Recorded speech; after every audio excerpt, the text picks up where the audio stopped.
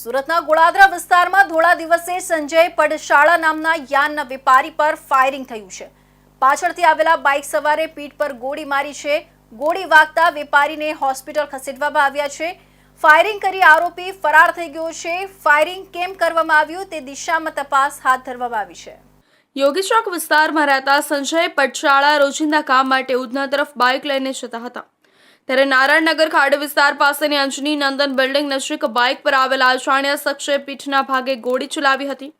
પીઠના ભાગે ગોળી વાગતા તેઓ તરત જ પડી ગયા હતા। ત્યારબાદ તેમને તાત્કાલિક સારવાર માટે મહાવીર હોસ્પિટલ ખસેડવામાં આવ્યા હતા, જ્યાં એક્સરેમાં સ્પષ્ટ જોવા મળ્યું કે પીઠમાં બુલેટ ફસાઈ ગઈ છે। હાલ તેમની સ્થિતિ નાજુક હોવાનું જણાવવામાં આવી રહ્યું છે અને સર્જરી દ્વારા બુલેટ કાઢવાની પ્રક્રિયા હાથ ધરવામાં આવી છે। આ અંગેની જાણ થતાં ગોળાદરા પોલીસ તુરંત જ ઘટના સ્થળે પહોંચી સીસીટીવી ફૂટેજ મેળવી તપાસ શરૂ કરી છે। પોલીસના જણાવ્યા અનુસાર એક શખ્સ બાઇક પર હેલ્મેટ પહેરીને ફરતો જોવા મળી રહ્યો છે, જેને હાલ મુખ્ય શંકાસ્પદ તરીકે શોધવામાં આવી રહ્યો છે। આ સમગ્ર ઘટના અંગે ડીસીપી ભગીરથ ગઢવીએ જણાવ્યું કે અંજની નંદન બિલ્ડિંગની નજીક ફાયરિંગની ઘટના બની છે, જ્યાં ભોગ બનનાર સંજય પડશાળા તેમના રોજિંદા કાર્ય માટે ઘરેથી નીકળીને ઉધના જઈ રહ્યા હતા। ત્યારે આ ઘટના ઘટી હતી। ગુનાની ગંભીરતાને ધ્યાનમાં રાખી ગોળાદરા પોલીસ સ્ટેશન સાથે ક્રાઇમ બ્રાન્ચે પણ તપાસ શરૂ કરી છે। હાલ પોલીસે પીડિતનું નિવેદન મેળવીને હત્યાના પ્રયાસનો ગુનો નોંધી શંકાસ્પદોની શોધખોળ હાથ ધરવામાં આવી છે।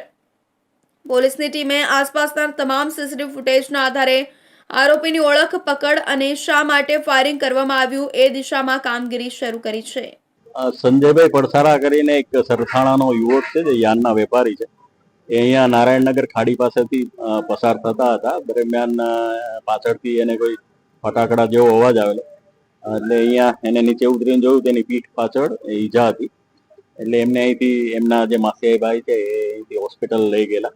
ત્યાં લઈ ખબર પડેલી કે એમના પીઠ પાછળ ગોળી વાગેલી છે, જે સંબંધે એનું હાલ ઓપરેશન ચાલી રહ્યું છે। અને પોલીસ હાલ કઈ રીતે ફાયરિંગ થયું, કોના દ્વારા થયું, પોલીસ હાલ તપાસ કરે। આ સીસીટીવી જોઈ રહી છે પોલીસ। જે આખો રસ્તો છે એ તમામના સીસીટીવી હાલ ચેક કરવામાં આવી રહ્યા છે। આ ઘટનાને પગલે સંજયભાઈના પરિવારજનો અને વેપારીઓમાં ભયનો માહોલ ઊભો થયો છે। શહેરના મધ્ય વિસ્તારમાં ધોળા દિવસે વેપારીઓ પર ફાયરિંગ થતા લોકોએ સુરક્ષા વ્યવસ્થાની પણ આશંકા વ્યક્ત કરી છે।